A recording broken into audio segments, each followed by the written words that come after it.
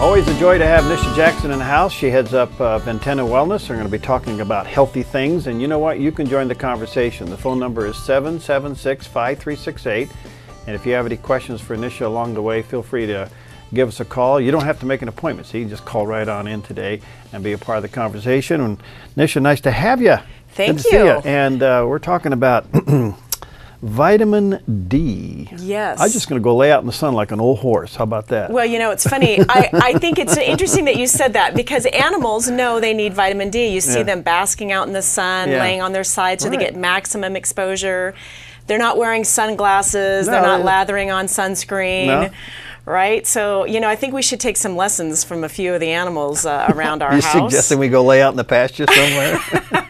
Actually, yes, I am. You know, this is another thing in medicine that I think is so interesting, Perry, is that we find a problem in a certain area, and then we say, absolutely nobody should be in the sun. You know, you should have the wide brim hats, you should have the sunscreen on, and you should avoid the sun at all costs, right? That's the message that's been sent for 20 years now. That's the one now. Right. So the unfortunate thing is that the sun actually gives us many, many, many properties that are very important for our whole body working properly or correctly. And I think that we're missing out on many of those benefits by trying to avoid the sun at all costs. Oh. So I want to talk about that today. So now we're stripped down and go running through the forest again? That's right, as long as you get some sun. Well, but there is a way to get sun that's sensible and calculated and healthy, and that's what I want to. That's the message I want to send today. Well, let's get into that, because sunscreens being what they are, I don't know which ones are the good ones. I don't know how to read the numbers. I love the sun, but you know, people do get this skin cancer if they get too much. Right. You know, the interesting thing is that they recently did a study that showed that moderate sun exposure actually reduces your risk of melanoma, which is the exact opposite of what everybody thinks. Now, there's several different types of skin cancer, as you know, melanoma being the most deadly type of skin cancer.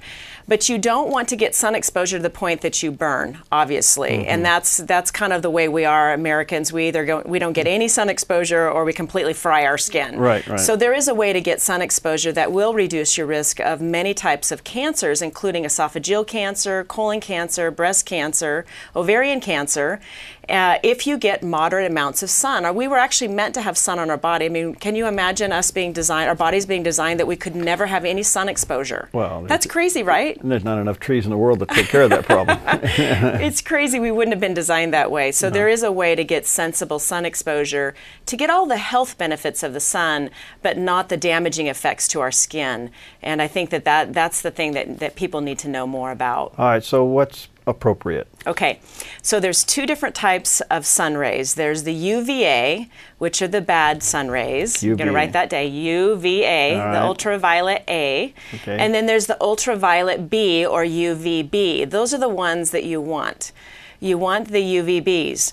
Now, the interesting thing is, when sunscreens first came out, the original sunscreens, and many of the sunscreens that are still on the market today, actually screen out the UVB, the good ones, but they don't screen out the UVA, which is terrible. So we were putting something on our body filled with chemicals, screening out the wrong type of sun rays.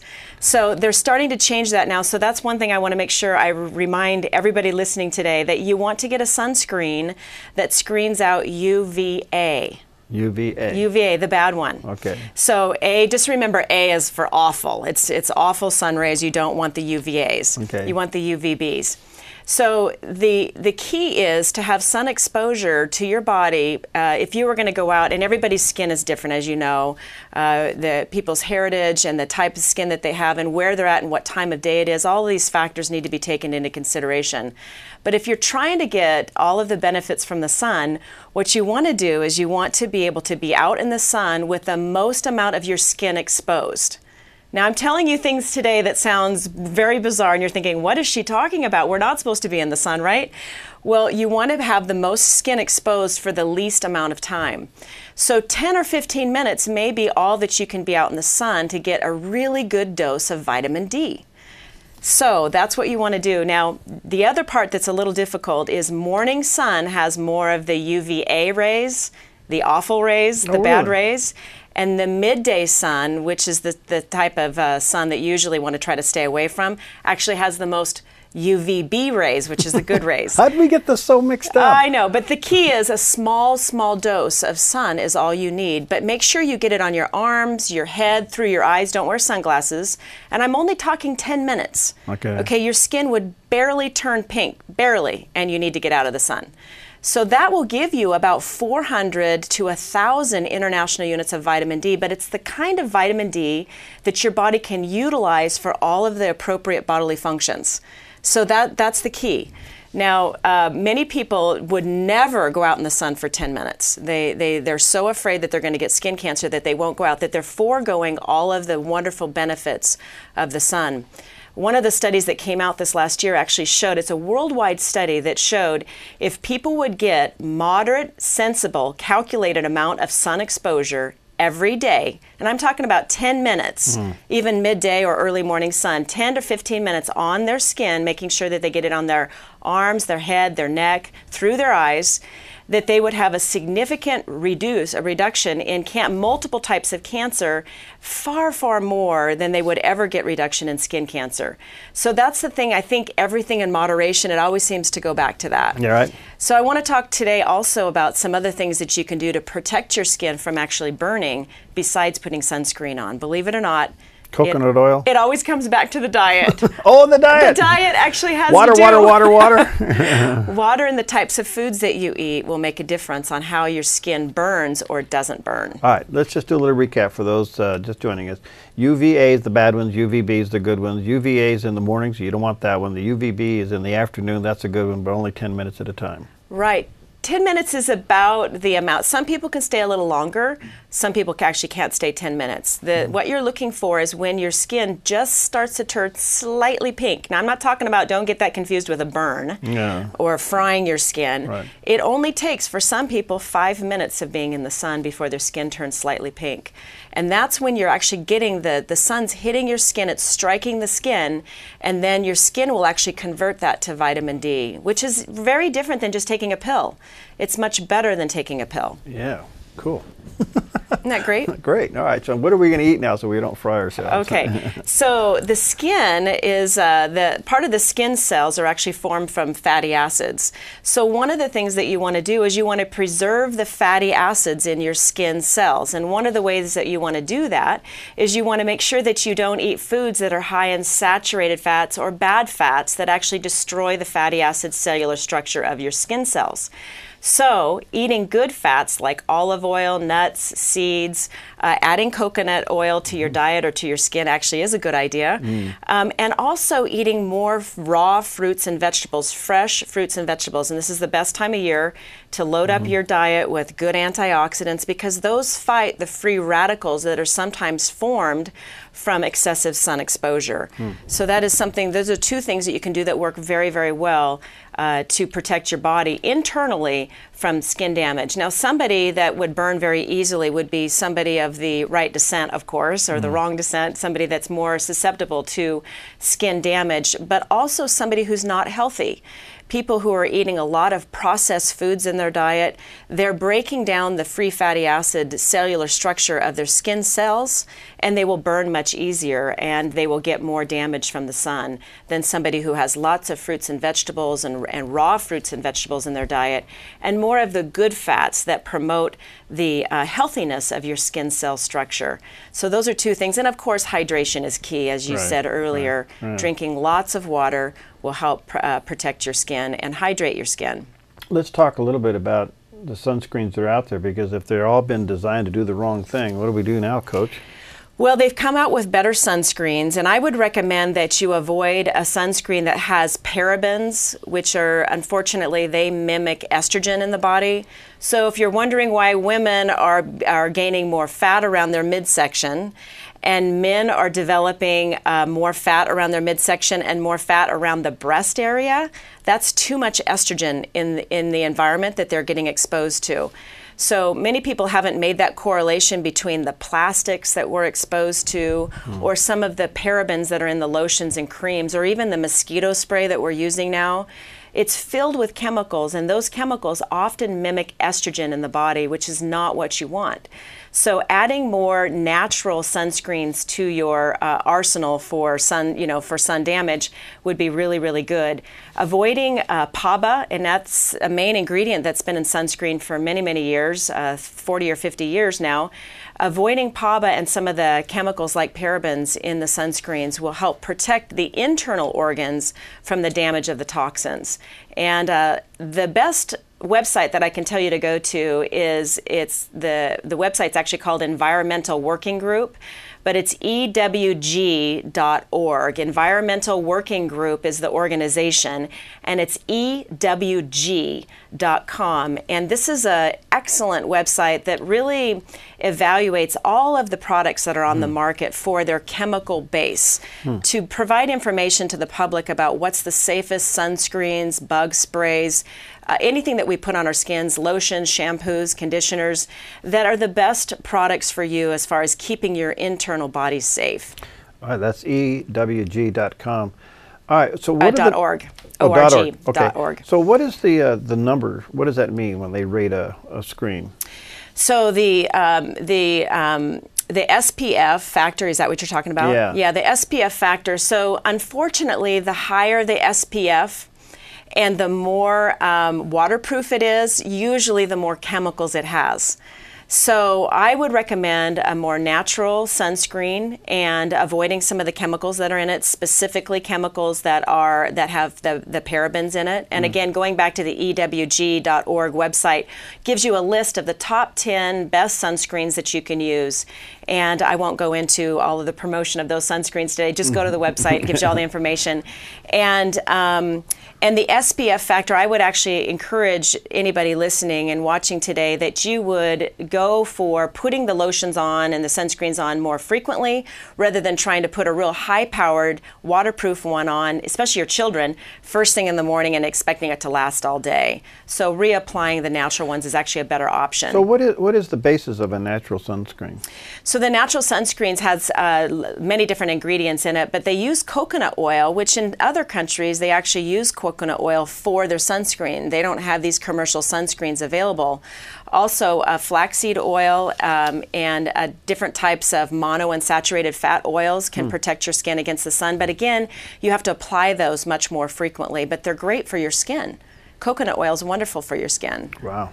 Let me just say to those of you who want to call in and talk to Nisha, she's here with us for another 15-20 minutes. The phone number is 776-5368. You're welcome to join the conversation and take advantage of her knowledge and her background. And give us a call, 776-5368. We're talking about what to do in the sun these days. What happens when you get burned? I mean, I see people just fry themselves and think that's cool, but... Yeah, you actually don't want to get enough sun that you actually permanently, not permanently, but semi-permanently change the color of the skin.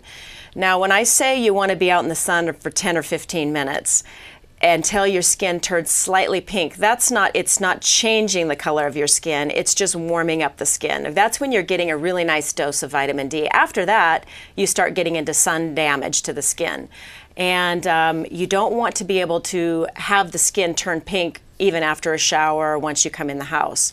So the skin just needs to warm up a bit and turn slightly pink. Once your skin is actually turned pink, you are getting the photosynthesis damage to your skin, which then creates more free radicals in your system, which you don't want any more free radicals than we already have from just daily living. So that's the problem, is the excessive exposure to the sun causes an excessive accumulation of free radicals, which then causes internal damage, even to your organs. Benefits of the sun, obviously, vitamin D, but what else? Yes. Well, the studies have actually shown, I want to go back to what I said initially, and that is, if the sun were a bad thing, I don't think that it would be available to us, right? The sun is very, very important. I think God put it up there for a reason. Yeah, exactly. Everything counts on it. Our bodies were designed to have sun on our bodies. So this idea that we should completely treat the sun as if it were something evil is crazy. But of course, there's a very sensible amount of sun exposure that we should have, and I want to keep driving that point home today.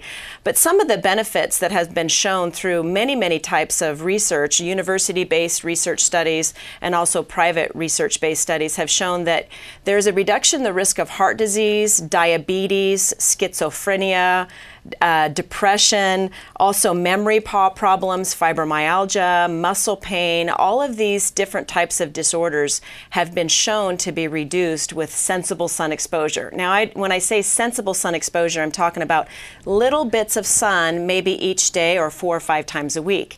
And that could be midday sun for 10 or 15 minutes. It could be morning sun for a little bit longer to try to get more of the good rays, the UVB rays. But again, just paying attention to how you are feeling in the sun and that little tiny pink change that you get on your skin where your skin starts to warm up, that's enough. That's enough skin exposure to the vitamin D.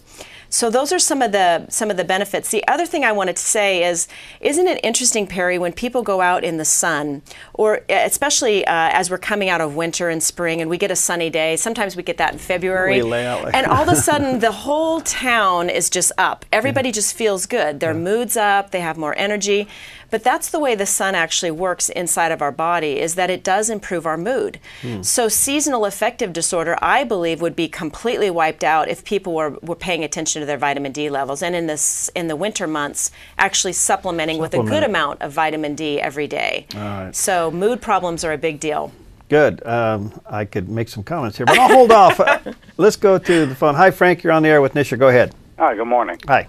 You know, I was diagnosed with pre-cancer in my head, and I was in the sun the other day, and I thought that wearing a hat was sufficient, but I guess the ultraviolet rays are so strong that it gave me a sunburn anyway. So I have to be really careful. What can I do about that to protect the top of my head? Right. Well, there's so many hats out there now that are wide brim hats that do protect you against any type of sun ray. So I would probably just change the type of hat that you're using. Now, there's a whole group of specialists that are now saying that we shouldn't be wearing sunglasses all the time, because one of the best things you can get through your eyes is the sun. That if you wear a wide brim hat and you're getting some sun through your eyes, you're getting many, many health benefits of the sun through your eyes.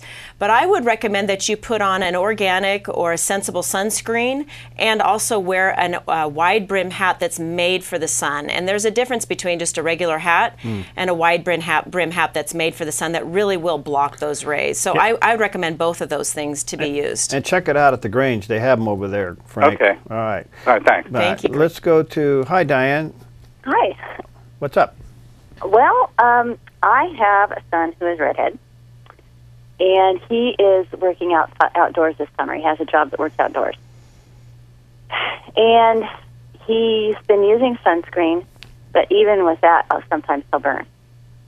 And I'm just wondering, with a redheaded complexion, I've been encouraging him to actually wear like a light-colored long-sleeve shirt. Yes.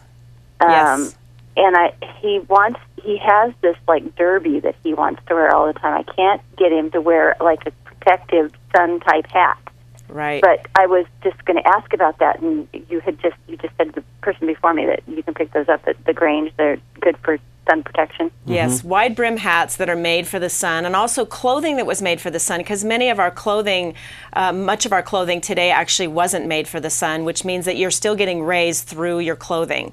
So, and of course, it's not the good rays, it's the bad rays that you're getting through the clothing. So I would recommend that he change his clothing and wear long sleeves.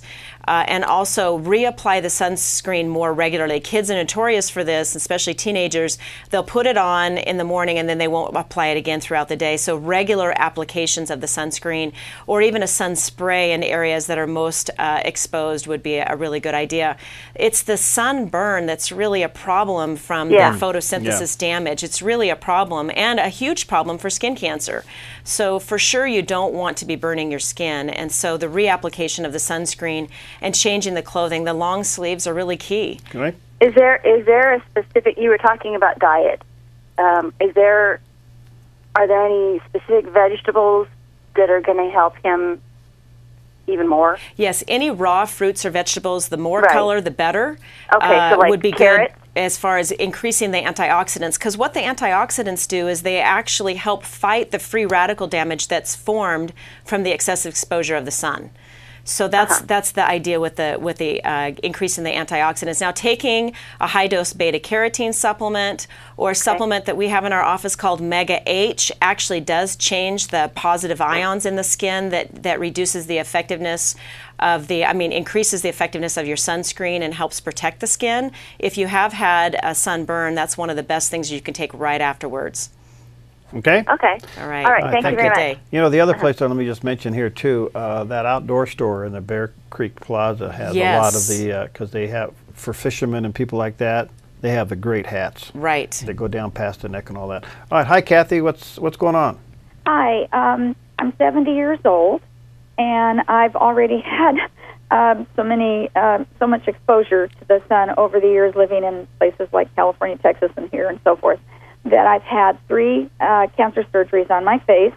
I've had a squamous cell taken off my arm, and many cancers, precancerous things froze off of chest, arm, and face.